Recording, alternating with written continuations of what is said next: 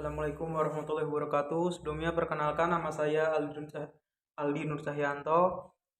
Video ini saya buat untuk memenuhi tugas UAS Tafsir Pertengahan Modern dosen pengampu Bapak Ulfi Syahni. NIM saya 105 dan saya kebagian membahas mengenai kitab Fi Zilal Al-Quran karya Syahid Qutb. Pembahasan di sini mengenai biografi, karakteristik, sampai kelebihan dan kekurangan. Tapi sebelumnya disclaimer dulu, kelebihan dan kekurangan yang saya sebutkan di sini bukan berdasarkan apa yang saya amati sendiri langsung dari kitabnya, tapi dari sumber-sumber yang pernah mengkaji mengenai kitab Fi Zilal Al-Quran karya Syahid Qutb ini. Nah, langsung saja masuk pembahasan yang pertama, yaitu biografi Mufasir. Syahid Qutb memiliki nama lengkap yaitu Syahid Qutb Ibrahim Hussein Zaid Zili. Ia adalah seorang ilmuwan, sastrawan, aktivis Islam, dan ahli tafsir dari Mesir. Beliau lahir pada tanggal 9 Oktober 1906 di daerah Asyut, Mesir. Ayahnya bernama Al-Hajj Qutb Ibrahim, merupakan anggota Al-Hizib Al-Watani, partai nasional di Mesir pada saat itu. Pada umur 10 tahun, Syahid Qutb sudah menghafal Al-Quran. Pendidikan formalnya dimulai pada tahun 1918. Syahid Qutb berhasil menamatkan pendidikan dasarnya pada tahun 1921. Kemudian ia berangkat ke Kairo untuk melanjutkan pendidikan madrasah sanawiyahnya pada tahun 1925 Masehi. Syahid Qutb masuk ke Institut Diklat Keguruan dan lulus 3 tahun kemudian, tepatnya pada tahun 1928. Di tahun 2 tahun selanjutnya, tahun 1930, beliau melanjutkan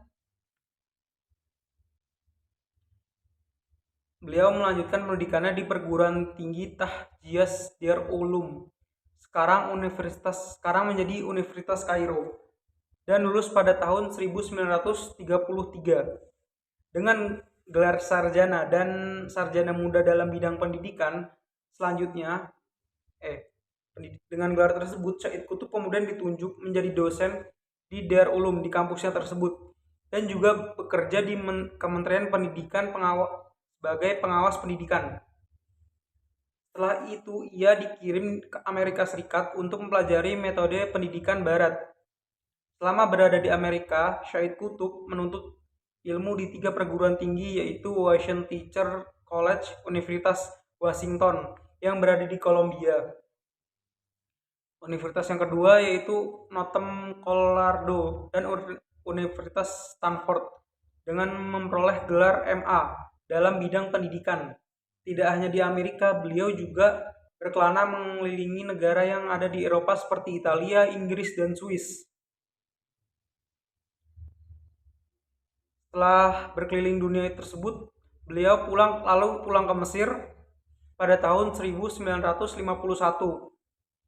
Lalu ia mulai terjun ke kancah percaturan politik yang ditandai dengan bergabungnya ke dalam sebuah gerakan yang disebut Ikhwan al-Muslimin yang dipimpin oleh Hasan al-Banna. Syahid Qutb sendiri adalah salah seorang ujung tombak yang paling diperhitungkan di antara para pemikir gerakan tersebut. Syahid Qutb dijatuhi hukuman mati pada tanggal 29 Agustus 1966 sebab kritiknya yang keras kepada Presiden Mesir Kolonel Gamal Abdul Nasser mengenai perjanjian yang disepakati antara pemerintah Mesir dengan negara Inggris.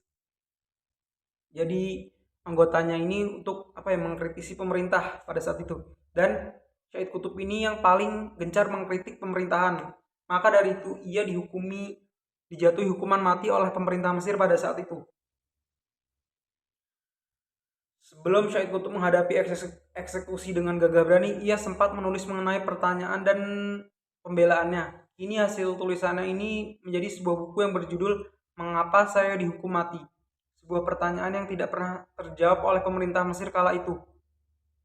Nah, selama hidupnya Syahid Qutb mempunyai banyak karya. Beberapa karyanya yang akan saya sebutkan yaitu Muhammad al-Syair fi Alayah yang ditulis pada tahun 1932. Nah, karya yang terakhir yang beliau tulis yaitu Al-Mustaqbal Liza Alidin. Masa depan berada di tangan agama. Syahid Qutb meninggal dieksekusi mati oleh pemerintah Mesir pada saat itu pada tahun 1966 Masehi. Ia tutup usia. Yaitu latar belakang penulisan tafsir fi Zilal Al-Quran yang ditulis oleh Syahid Qutb selama masa penahanannya di Mesir pada tahun 1954 sampai 1964. Tafsir ini awalnya ditulis sebagai seri di artikel majalah Al-Muslimun dan kemudian dikumpulkan menjadi buku untuk bertujuan. Yang pertama yaitu, jadi penafsiran beliau ini awalnya itu ditulis untuk sebagai artikel di sebuah majalah, yaitu majalah Al-Muslimun.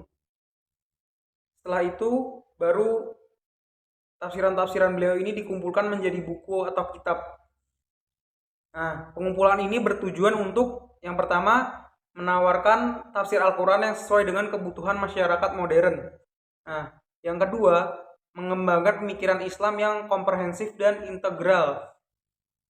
Terus alasan yang ketiga, menghadapi tantangan modernitas dan sekuralisme. Itu dia latar belakang penulisan tafsir fi Zilal Al-Quran karya Syahid Qutb ini. Nah, yang selanjutnya yaitu sistematika penulisan. Tafsir fi Zilal Al-Quran ini terdiri dari 6 jilid dan 30 juz. Sistematika penafsirannya meliputi sebagai berikut.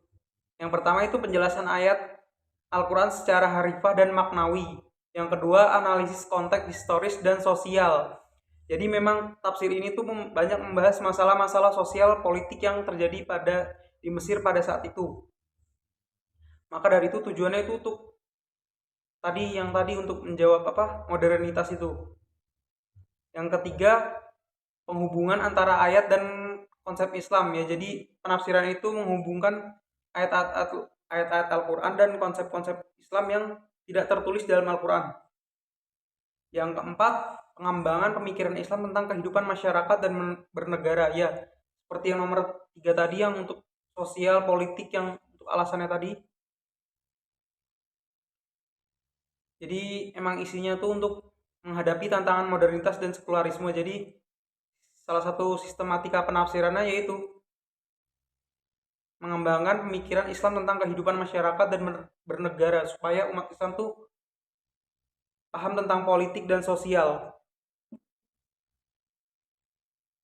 Selanjutnya yaitu metode dan corak penafsiran. Metodenya yaitu analisis komparatif dan integral. Sumber yang digunakan Al-Quran, hadis, dan literatur Islam klasik. Yang terakhir itu coraknya, corak modern, integrital, dan reformis. Kelebihan. Nah, sebelumnya tadi saya sudah bilang, di sini itu kelebihan dan kekurangan yang saya bahas bukan berdasar apa yang saya teliti sendiri, tapi berdasarkan dari sumber-sumber yang saya dapat yang pernah mengkaji mengenai tafsir fi Zilal Al-Quran ini. Jadi ini wallahu alam ya. Yang pertama itu kelebihan. Kelebihan yang pertama itu bahasa yang sederhana dan mudah dipahami. Yang kedua yaitu analisis mendalam dan komprehensif. Yang ketiga, pengembangan pemikiran Islam yang sesuai dengan kebutuhan modern.